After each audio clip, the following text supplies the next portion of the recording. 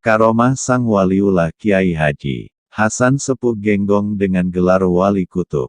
Tepatnya di Keraksaan, Probolinggo, Jawa Timur ada sosok waliullah bernama Kiai Moh Hasan Sepuh Genggong. Selain sebagai pendiri awal pondok pesantren Zainul Hasan Genggong, beliau termasuk salah satu wali Allah yang memiliki karomah luar biasa. Di antara karomahnya, suatu ketika, saat ada seorang haji hendak sowan kepada Kiai Hasan. Untuk mempermudah perjalanan Pak Haji ini, menyewa mobil yang kebetulan disopiri ahli bait Habib Syarif. Hanya saja, haji ini tidak tahu kalau itu adalah ahli bait. Sebelum tamu Kiai Hasan tersebut tiba, Kiai berpesan pada anak-anaknya, "Tolong kamar tidur dirapikan, kita mau kedatangan Habib." "Habibnya siapa?" tanya putra Kiai Hasan. "Nanti saya tunjukkan kalau sudah datang," jawab Kiai Hasan. Setelah haji itu tiba di rumah Kiai Hasan, Kiai Hasan bertanya pada haji itu, "Haji, supirmu di mana?" "Sopir kule asaren Kiai." "Sopir saya tidur Kiai," jawab haji. Kiai balik bertanya, "Eka emah, di mana?" "Di mobil Kiai," jawab haji. "Saya mau dekati dia boleh ya?" Kiai meminta izin. Setelah mendekat pada sopir tadi, "Jik bungoh jik, Habib bangun bib." Sopir itu kaget, karena seumur-umur tidak ada yang manggil Said atau Habib. Ternyata sang sopir bermarga Al-Jufri. Kiai Hasan ditanya, "Dari mana tahu sopir itu Habib?" "Dari bau keringatnya, bau keringat Kangjeng Nabi," kata Kiai Hasan. Itu hebatnya ulama-ulama kita dahulu, sejauh itu pandangannya, dari hormatnya pada ahli bait Nabi. Dan tokoh-tokoh itu bukan satu dua. Imam Subki, Kadiyat tahu bagaimana kedudukan ahli bait an-Nabi dan juga ulama-ulama lain, ujar Al-Habib M.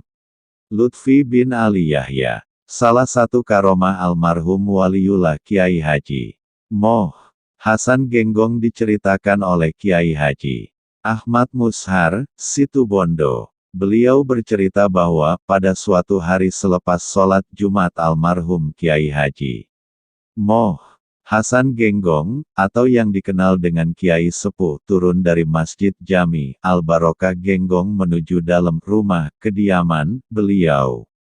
Dalam perjalanan antara masjid dan kediamannya, beliau Kiai Sepuh berjalan sambil berteriak mengucap innalillah, innalillah, sambil menghentak-hentakan tangannya yang kelihatan basah. Pada waktu itu jam menunjukkan jam 13.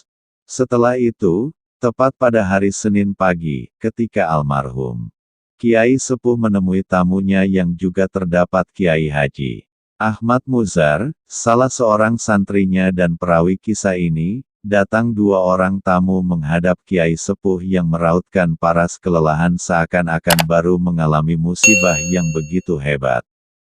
Tatkala dua orang tersebut bertemu dan melihat wajah almarhum Kiai Sepuh, terlontarlah ucapan dari salah seorang dari keduanya, "Ini orang yang menolong kita 3 hari yang lalu," ujarnya.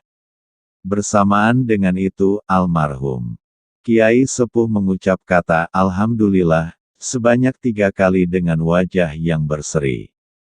Dari kejadian tersebut membuat heran Kiai Haji Mushar dan beliau mengambil keputusan untuk bertanya kepada kedua tamu tersebut, sehingga berceritalah tamu tersebut. 3 hari yang lalu, yaitu hari Jumat, kami berdua dan beberapa teman yang lain menaiki perahu menuju Banjarmasin, tiba-tiba perahu oleng akibat angin topan dan perahu kami tak tertolong lagi.